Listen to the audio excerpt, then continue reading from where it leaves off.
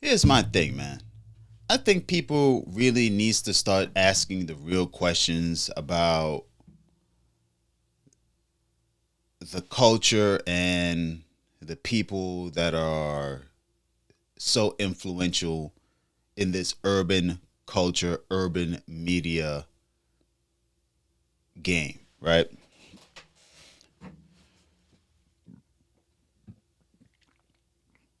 Questions like, why does 6ix9ine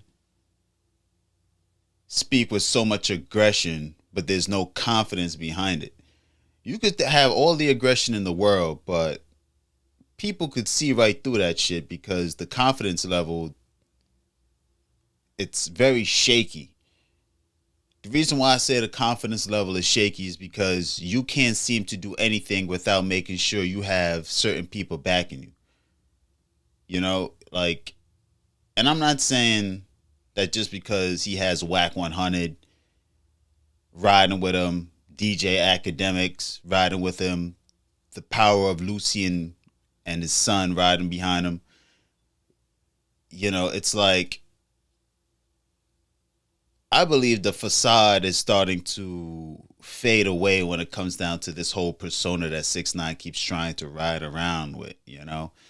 Adding the fact that he's picking on the low hanging fruit, like who runs up on Perkio with a King Von jacket, like you still haven't ran down on Dirk himself with that type of energy. So why would you run down on a fake lookalike and then try to act tough about it? Like, you know what I'm saying? Things like that kind of makes you seem it's very questionable activities, And then you're not even there by yourself doing that. You're there with like your whole crew of people. It's like nothing is ever done with this nigga by himself, right? It's always, like I say, he has to have people around him. If you're so tough, and I see it, you're talking about how you're riding around the hood, you're by yourself, you do this shit dolo, you're going into gas stations all the time by yourself, very heavily surveillanced areas. So if anybody ever has to run down on you, it's like, yeah, man, gas stations have 700 cameras. You know what I'm saying? It's not like if you really out here, at your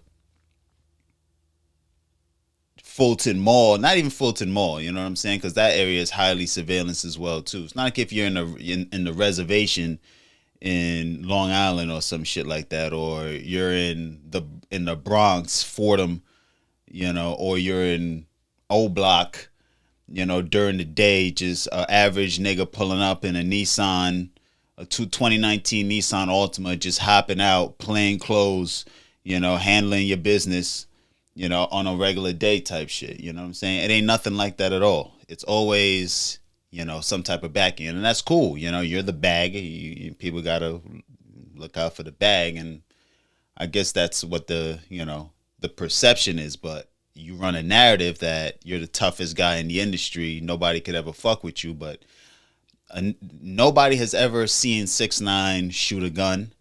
Nobody has ever seen 6ix9ine snuff, slapped, or rock nobody shit himself. There's always somebody there to do it for him. He claims he's John Gotti. But even Whack 100 told him straight up that you've never been in the field. So to act like you're this hardcore dude that's always been in the field is completely irrelevant. No matter what you have people doing for you, it doesn't make you somebody that's authentic.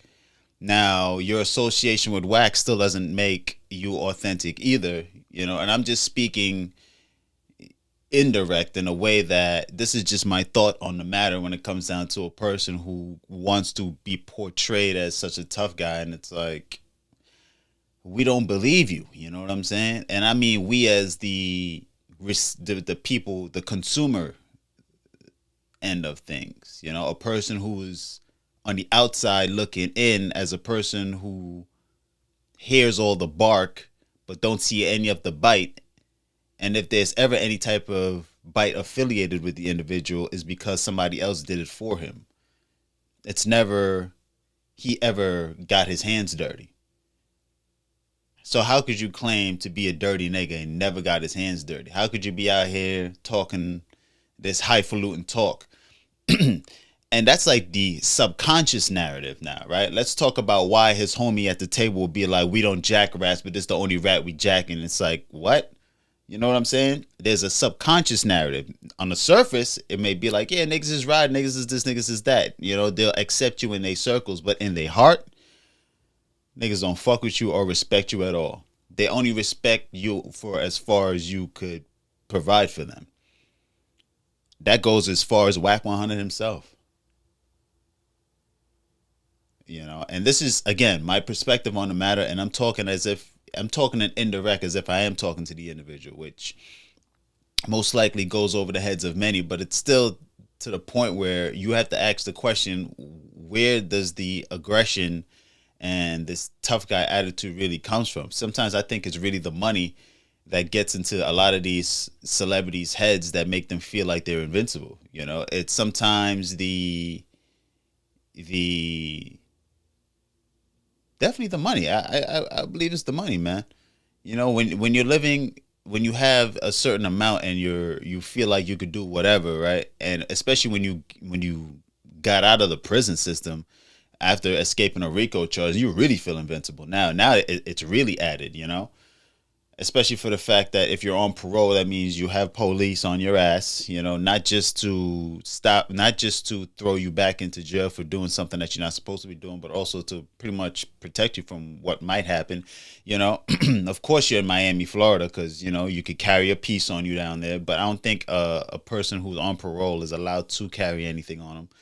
You know, I don't know about how Florida works, you know, and it's not to say that you shouldn't. I believe that you should. So at least there's some type of evidence that if somebody do ever test you, you could be like, listen, man, you know what I'm saying? That you people want to prove that, you know, that I'm really about that action, should run up on me then, you know, and see what happens.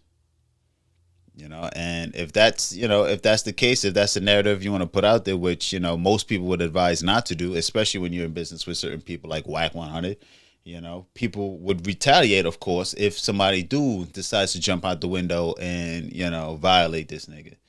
You know, it's always questionable because people, you know, who wanted to violate this nigga, like Jim Jones and other Treyway members and whatnot, haven't yet. You know, it's like, what are these so-called hardcore gangsters waiting on? You know, they hate to be disrespected. They have all this heat for the common man, but never heat for the people who are calling their government out on a regular, disrespecting their name on a regular. You know, it's always something that myself as a citizen, a common man, always questions. You know, it's not like, you know, I would ever jump out the window and put myself in a situation, you know, because I'm not of that lifestyle. Why would I try to violate this person? But a person who talks like that, you would think that someone like 6ix9ine with all that aggression has actually put in work. It's your boy Ralph at TryPolitics.com though. These are just my thoughts on the matter. Y'all take care out here. Peace.